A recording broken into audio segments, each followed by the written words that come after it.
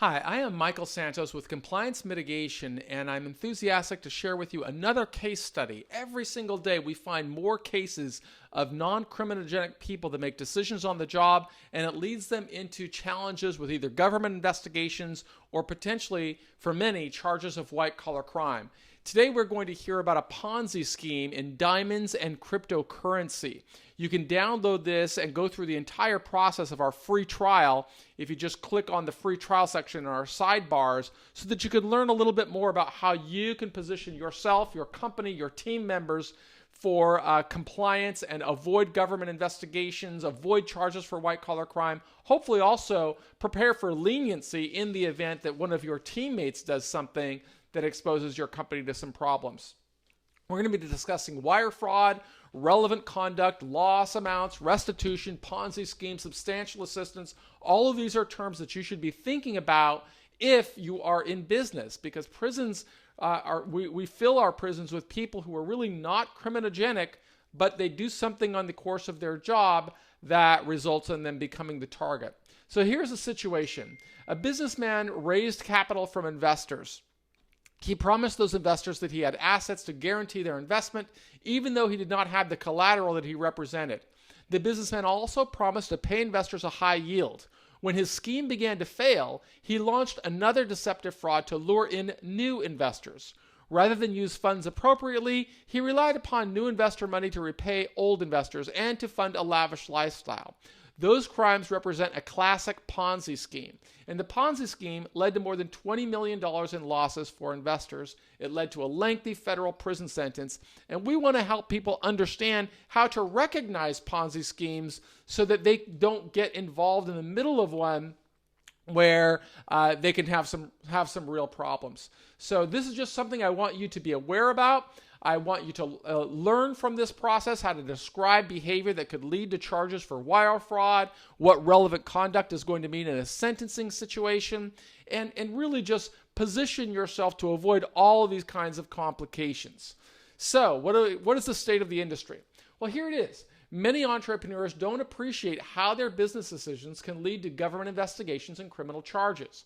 These entrepreneurs may start out with good intentions, but have their integrity tested when things do not go according to plan. Failure to appreciate the potential consequences of their misbegotten decisions make entrepreneurs vulnerable to facing regulatory challenges and potential investigations. Our nation's criminal justice system continues growing, especially in the areas of white-collar crime. With more than 4,000 criminal statutes in the federal system and tens of thousands more in the various state system, it can be very easy to unwittingly fall afoul of the law. People need to understand the importance of compliance to hold themselves accountable when times get rough. After all, a failed business may be much easier to overcome than the consequences stemming from illegal behavior. Failure to effect robust compliance leads more people into challenges with the government and charges for white-collar crimes. Here's the background and analysis. This case study profiles Jose Aman, who served as the president of 3 separate companies, including Natural Diamonds, Eagle, and Argyle Coin. All 3 of these privately owned companies have offices located in Florida. All the information in this background comes from the SEC complaint, a press release from the Department of Justice, and the criminal information filed on his docket. According to the allegations on the criminal information, from May of 14 through May of 19, Aman and his partners solicited people to invest in diamond contracts. Authorities allege that Aman and his partners promised investors that investor funds would be used to purchase rough-colored diamonds. As described to investors, Aman would purchase raw diamonds and then cut, polish, and resell the diamonds at a profit. Aman and his partners represented that the investment as secured by Aman's inventory of diamonds, which he purportedly valued at $25 million. Aman and his partners promised that the investment would yield a high return with no risk because of the $25 million worth of diamonds that Aman ostensibly held and that he pledged as security.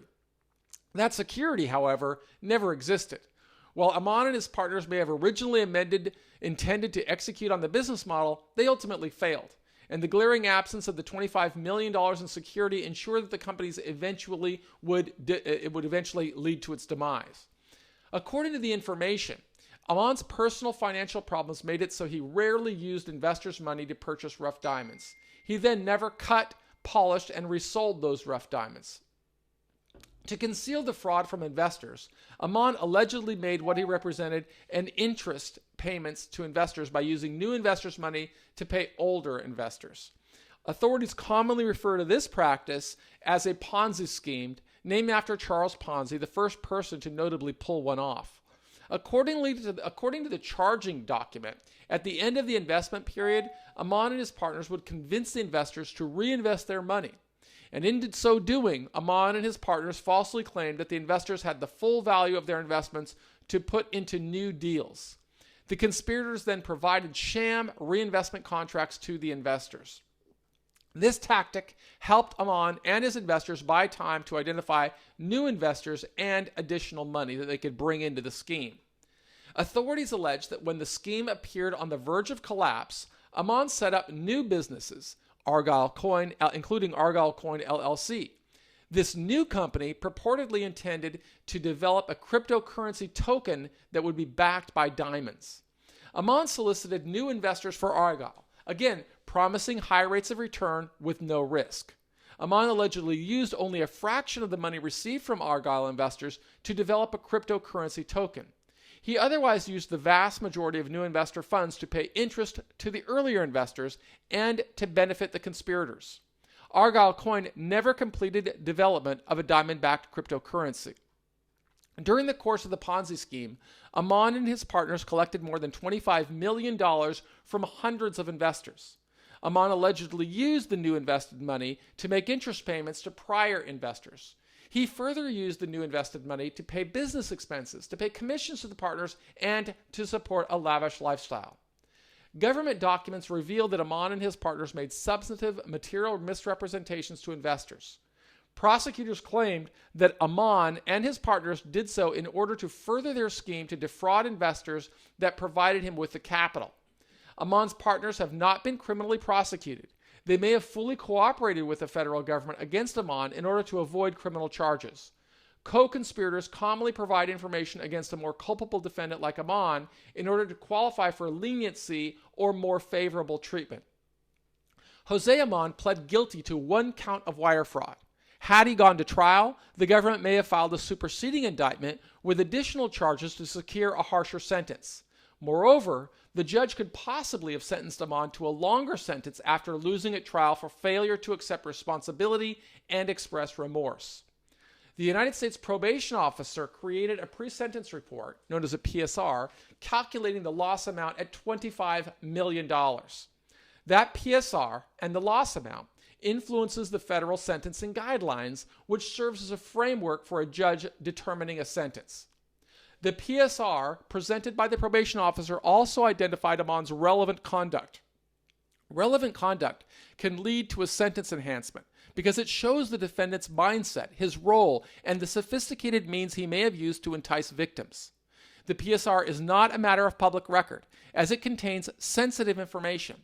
Yet the PSR is one of the most important documents in a criminal case.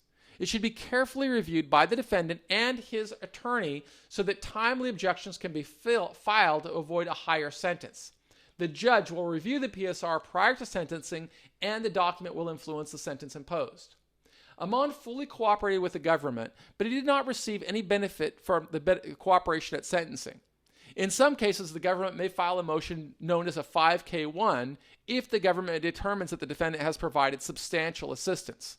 Submission of a 5K1 by prosecutors affords a judge more discretion in reducing a defendant's sentence because he can go below the mandatory minimum guidelines.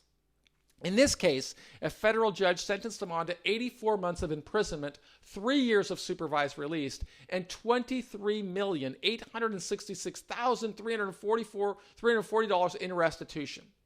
Here's the recommendation. A malign mindset serves as a strong precursor to white-collar crime.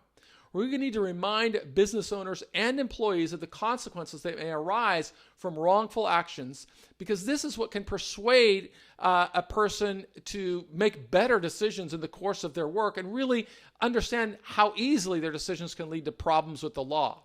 We need to implement a really strong compliance program that identifies risks within the company and then helps all team members understand how they can be roped into a government investigation and potentially white-collar crimes for willful blindness. This case is instructive not so much for Aman's outright theft, but rather how the legal process works.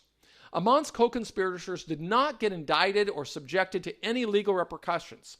While that is highly unusual, it can be a potential outcome from a mitigation strategy.